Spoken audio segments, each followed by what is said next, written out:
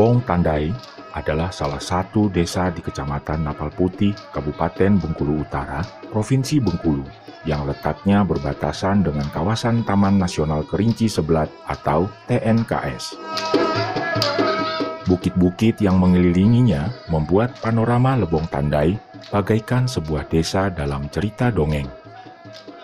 Sungai Lusang yang melewati desa ini mampu memenuhi kebutuhan air bersih bagi penghuninya. Alirannya tak pernah berhenti memutar kincir air peninggalan zaman kolonial Belanda yang sampai sekarang masih mampu menyediakan energi listrik bagi pewarisnya.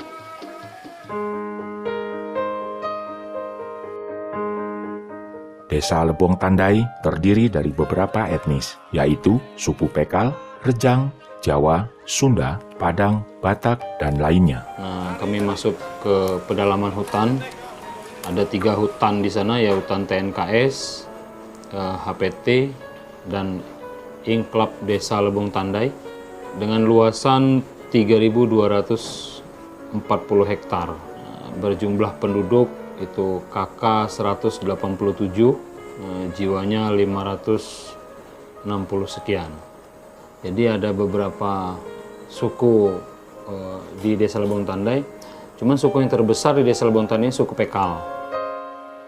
Masyarakat heterogen ini sudah sejak lama hidup bersama secara damai di Desa Lebong Tandai sebagai penambang emas tradisional. Meskipun kami berbeda suku, kami di Lebong Tandai tetap rukun dan damai. Sejak dulu, Lebong Tandai dikenal sebagai salah satu wilayah di Pulau Sumatera yang kaya akan emas. Pada masa kolonial Belanda, eksploitasi besar-besaran dilakukan setelah ditemukannya formasi Lebong pada tahun 1890. Pertambangan emas Lebong Tandai memegang peranan penting dalam menunjang perekonomian pemerintah kolonial Belanda dan menjadi salah satu pertambangan emas besar di Asia Tenggara kala itu. Periode tahun 1900 hingga 1940 menjadi masa keemasan tambang Lebong Tandai. Tak sedikit yang telah disumbangkan dari sini untuk kejayaan bangsa. Konon, emas yang terdapat di puncak Tugu Monumen Nasional di Jakarta berasal dari sini.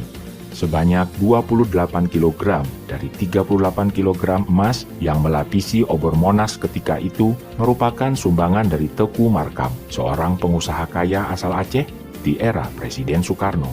Bahkan emas dari Lebong Tandai itulah yang dibawa oleh Pak Karno untuk di Tugu Monas. Setelah masa imperialis berakhir, PT Lusang Mining masuk tahun 1988. Makin menipisnya kandungan emas di sini, memaksa perusahaan tersebut menghentikan operasinya pada tahun 1995. Ratusan warga yang sempat dipindahkan ke daerah lain kembali lagi ke Lebong Tandai dan melanjutkan menambang emas secara tradisional sampai sekarang.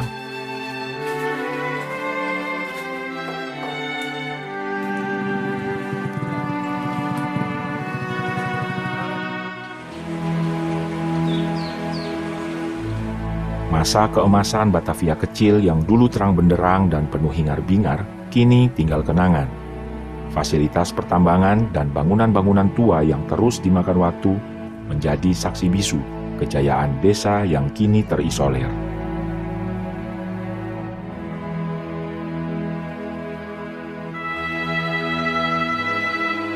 Satu-satunya akses ke Desa Lebong Tandai adalah jalur transportasi kereta lori peninggalan kolonial Belanda.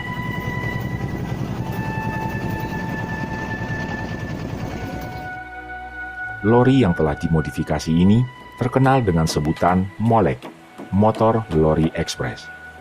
Kondisi molek dan rel yang kurang layak, serta jalur lintasan yang rawan longsor, semakin membuat Lebong Tandai tak terjangkau oleh geliat pembangunan. Kami Tandai jangkauan itu sangat jauh. Transportasi kami seperti jalan rel itu sangat acuh. Akses stabilitasnya menjadi kendala. Jadi masih menggunakan tradisi lama yang zaman masih eksplorasi emas di sana dengan menggunakan lori yang dalam bahasa desanya dibilang molek. Karena akses stabilitasnya harus melewati kawasan hutan pergunungan, kita sangat sulit dengan rentang kendali itu. Makanya dengan beberapa pembangunan yang ada di Desa Lebong Tandai, kami agak terhambat dikarenakan sulitnya transportasi dengan rel yang tidak memadai lagi. Keterisolasian wilayah mengakibatkan keterbatasan pada segala aspek, peningkatan perekonomian dan kesejahteraan masyarakat di Lebong Tandai. Adung ke kami Lebong Tandai ko itu kendala yung jalan tu usak, maka itulah kami segala bahan tu mahal. Untuk kesehatan, kami di sini nggak punya bidan. Nah, terutama untuk ibu-ibu yang akan melahirkan, nah, kami di sini cuma punya perawat SD dan PAUD, untuk gurunya sangat terbatas. Pernah ada layanan jaringan telekomunikasi di sini. Namun, tingginya biaya operasional akibat rentang kendali yang sulit memaksa perusahaan penyedia layanan telekomunikasi tersebut menghentikan operasinya. Hal ini semakin menyempurnakan Lebong Tandai sebagai desa yang paling terisolir di Provinsi Bengkulu.